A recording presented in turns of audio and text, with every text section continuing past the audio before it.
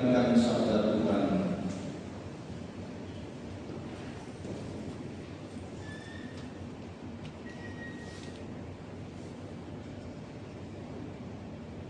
Bacaan dari kitab Yeremia. Pada permulaan pemerintahan Yoyakim putra Yosia raja Yehuda, bersabdalah Tuhan kepada Yeremia, beginilah sabda Tuhan, berdirilah di pelataran rumah Tuhan dan katakanlah kepada penduduk segala kota Yehuda yang datang untuk sujud di rumah Tuhan, segala sabda yang diperintahkan untuk kau katakan kepada mereka. Janganlah kau kurangi sepatah kata pun.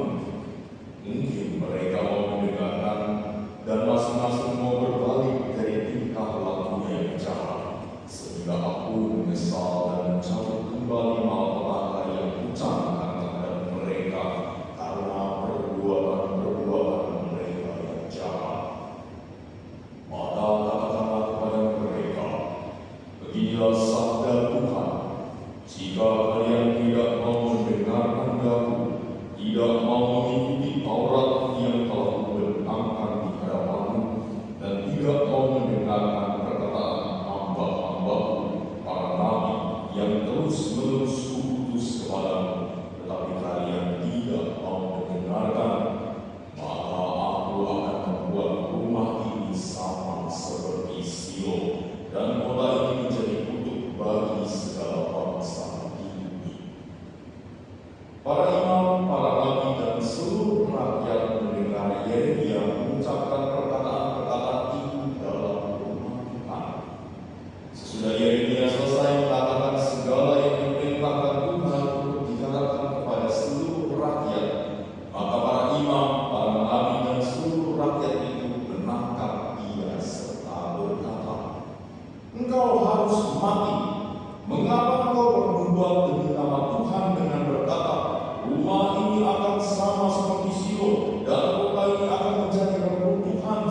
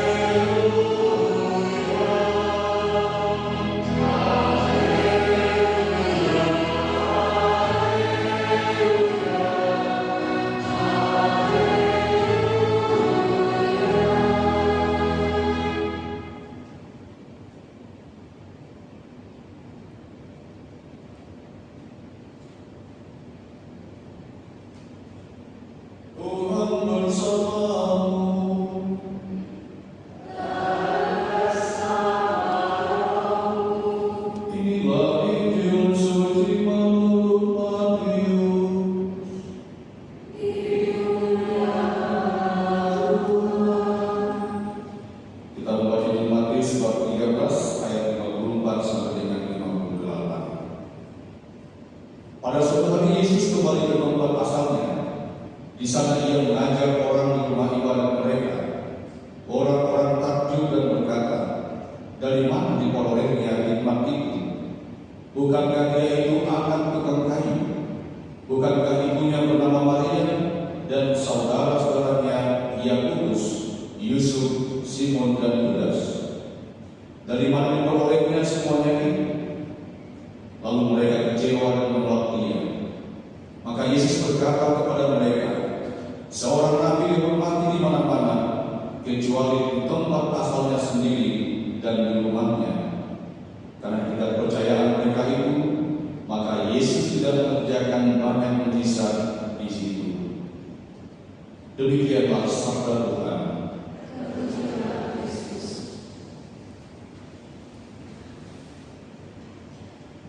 Suster, brother, Bapak Ibu yang terkasih, sekali lagi selamat pagi.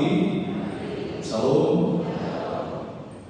Bapak Ibu yang terkasih, mungkin kita ada di antara kita yang memiliki perusahaan di sini atau tempat usaha yang mungkin pada awal-awalnya merekrut karyawan atau pegawai, benar kan? Betul. Nah, pada saat orang merekrut karyawan, maka pasti situ ada yang namanya kurikulum vitae, latar belakang pendidikan, bahkan keluarga, pengalaman bekerja dan sebagainya. Semua dilihat dalam proses wawancara, sehingga dari situ juga ditentukan bahwa orang tersebut layak atau tidak layak diterima dalam sebuah pekerjaan atau perusahaan yang dimiliki oleh seseorang itu. Ini menunjukkan kepada kita bahwa Bapak Ibu yang terkasih, bahwa latar belakang tak terpisahkan dari kehidupan seseorang. Semakin dia baik, semakin mudah dia mendapatkan pekerjaan. Semakin dia berprestasi, memiliki nilai yang baik, maka semakin mudah juga dia untuk mendapatkan pekerjaan, dihargai, bahkan dihormati oleh orang lain. Hari ini kita mendengarkan bacaan Injil yang berbicara tentang Yesus yang ditolak di kampungnya sendiri. Di mana itu?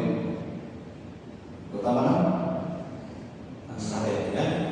Nah, alasan penolakan Yesus adalah karena orang-orang Nazaret itu mengenal persis tentang siapa Yesus dan keluarganya. Dia dikenal sebagai seorang anak tukang kayu. Mereka mengenal Maria, Santo Yusuf, Yakobus dan saudara-saudara Yesus. Sehingga ketika mereka mengenal tentang latar belakang keluarga Yesus, keluarga Yesus, mereka sangat kecewa dan bahkan menolak Yesus. Dan akibat penolakan ini juga, maka tidak ada satu mujizat pun. Maka yang tercatat dalam kitab suci, Yesus lakukan, Yesus adakan di Nazaret karena penolakan, karena ketidakpercayaan dari orang-orang Nazaret pada saat itu.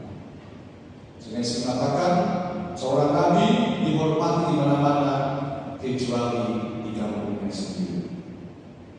Bapak Ibu yang terkasih, jelas bahwa Injil hari ini menekankan kepada kita sekalian bahwa orang-orang Nazaret hanya mengenal Yesus dari latar belakangnya, bukan melihat Yesus sebagai Mesias. Meskipun mereka tahu sebetulnya bahwa Yesus telah melakukan beberapa bahkan begitu banyak mujizat, menyembuhkan orang sakit, orang lumpuh bisa berjalan, orang tuli bisa mendengar, orang bisu bisa berbicara, bahkan orang mati pun bisa hidup kembali. Tetapi sekali lagi, orang-orang Nazaret itu menolak Yesus karena hanya melihat Yesus dari latar belakangnya saja, bukan melihat dia sebagai putra Allah atau Mesias. Sehingga inilah yang menjadi kekecewaan mereka. Bapak Ibu yang terkasih, tentu banyak ini mengajak kita semua bahwa semakin kita mengenal Yesus, diharapkan kita semakin mencintai dan percaya kepada Yesus. Tidak harus kita bilang, "Oh, saya sudah mendapatkan mujizat, doa-doa saya dikabulkan, jadi saya percaya." Tidak begitu cara beriman. Kalau kita percaya, kita beriman, apapun situasi yang kita lalui, maka kita harus tetap menerima Yesus sebagai dan percaya kepadanya sebagai Tuhan. Dan yang kedua, kita juga belajar pada kesempatan ini agar senantiasa tidak selalu dan bahkan melulu melihat latar belakang seseorang ketika kita mengasihi, mencintai, dan menerima mereka. Ya, kadang-kadang kan kita selalu melihat masa lalunya. Oh, dia pernah preman, dia pernah berbuat jahat, dia pernah mungkin membunuh, dia pernah melukai suaminya, dia pernah melukai istrinya, orang tua melukai anak-anaknya. Ya, tapi ini yang dipegang dia tidak boleh satu proses hidup yang selalu berkembang bertumbuh dari hari ke hari menjadi pribadi yang lebih baik. Maka begitu juga Tuhan memberikan kesempatan kepada kita semua untuk berproses diri menjadi pribadi yang lebih baik, dan kita perlu memberikan penghargaan kepada mereka. Jangan-jangan orang-orang yang dulu kita kenal jahat dipakai Tuhan untuk memberikan pesan-pesan dalam kehidupan kita. Oleh karena itu, Bapak Ibu yang terkasih, mari kita berdoa dalam kasih ini agar hari-hari hidup kita semakin mampu mengenal, mencintai Tuhan Yesus yang membantu kita juga mendorong kita untuk semakin mampu mengasihi dan mencintai sesama kita dari latar belakang apapun hidup yang kita kenal dari mereka. Dengan demikian, maka kehadiran kita dapat selalu menjadi tanda dan berkat kehadiran Tuhan bagi orang-orang yang kita kasihi. Semoga demikian.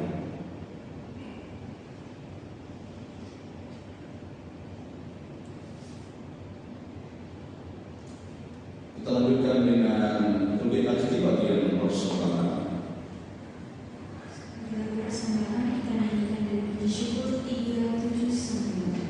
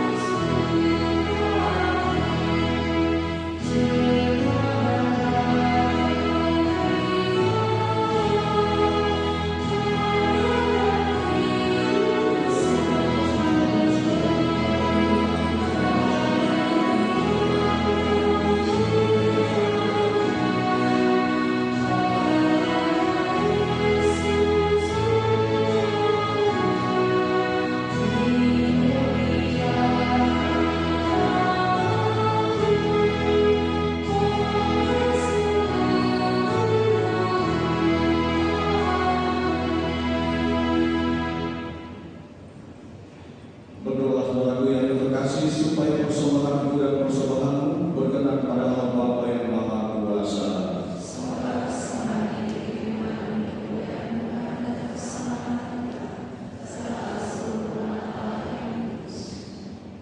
Allah Bapa sumber kesucian, berkat dan anggur yang kami minumkan ini agar menjadi sumber kehidupan bagi kami dengan pengantaran Kristus Tuhan kami. Kita siapkan doa syukur agung yang kedua.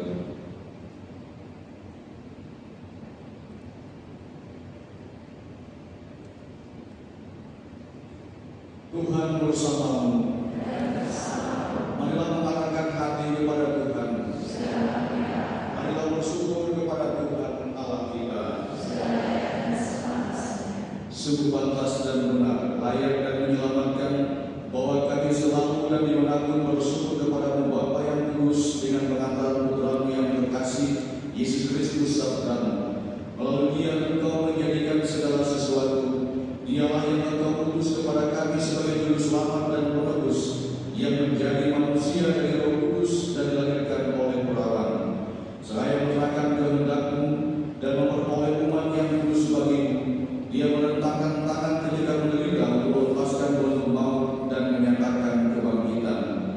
Sebab itu bersama para malaikat dan semua orang kudus kami mengagungkan kemuliaan-Mu dengan satu suara berseru, Kudus, kudus, kudus Allah segala kuasa, surga dan bumi penuh kemuliaan. Terpujilah Engkau di surga, di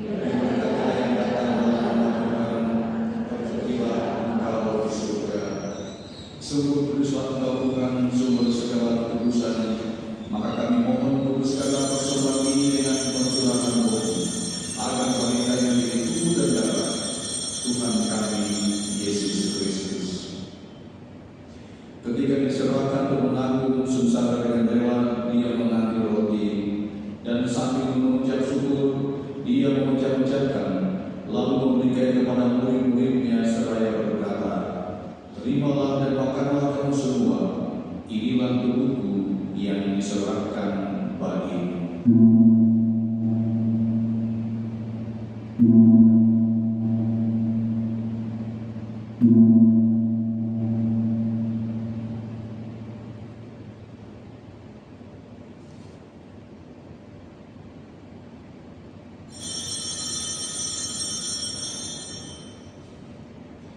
Demikian pula sesudah perjamuan dia mengambil piala, sekali lagi dia mengucap syukur kepadamu, memberikannya kepada murid-muridnya seraya berkata, "Terimalah dan minumlah kamu semua, inilah piala darahku, darah perjanjian baru dan kekal, yang ditumpahkan bagimu dan bagi semua orang demi pengampunan dosa.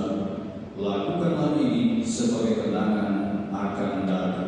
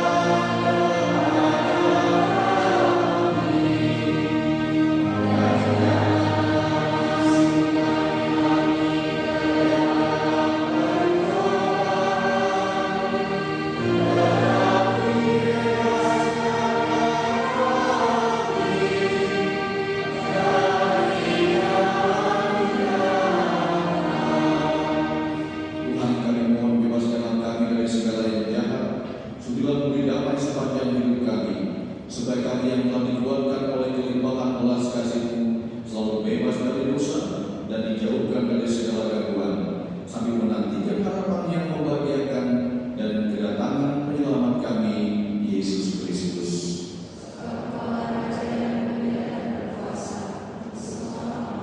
Semoga damai Tuhan selalu bersama kami Kristus.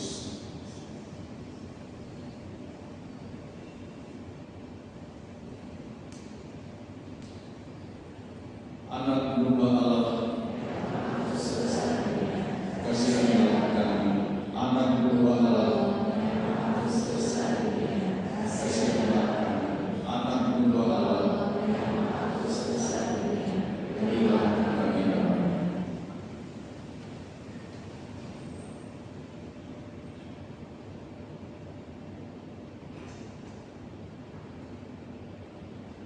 Saudaraku yang terkasih, lihatlah anak domba Allah. Dialah Dia yang menghapus dosa dunia. Berbahagia saudara-saudari yang diundang ke perjamuan anak domba.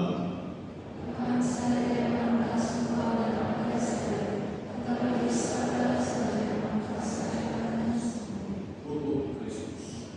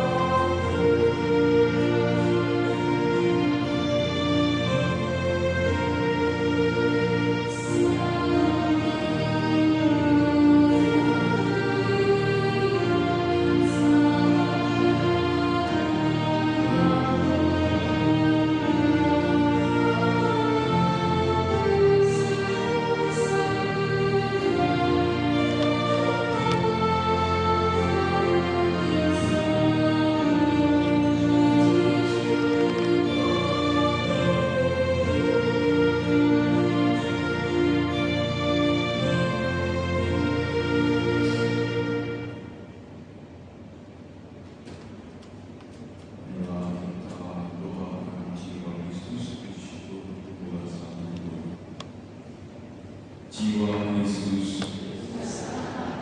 tubuh Kristus, darah Kristus, air lambung Kristus, sengsara Kristus, Yesus yang murah hati,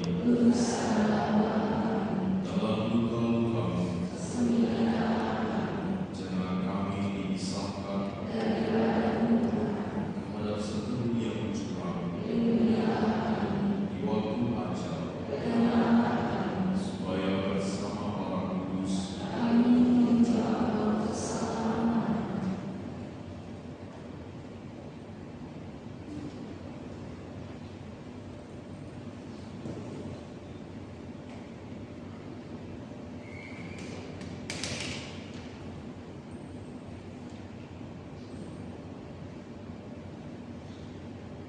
Daripada diperolehnya nikmat dan kuasa itu, bukankah Dia itu anak tukang kayu? Marilah kita berdoa. Allah Bapa Maha Kuasa, berkat perjamuan kudus ini kami teguhkan untuk tetap berpegang padamu ketika mengalami penolakan seperti Yesus. Semoga berkat penyertaan Roh Kudus-Mu kami menjadi pengikut Tuhan yang setia sampai tiba waktunya kami menghadap tata kemuliaan-Mu sebab Dialah yang hidup dan berkuasa sepanjang segala masa. Tuhan bersama-Mu. Semoga Allah yang Maha Kuasa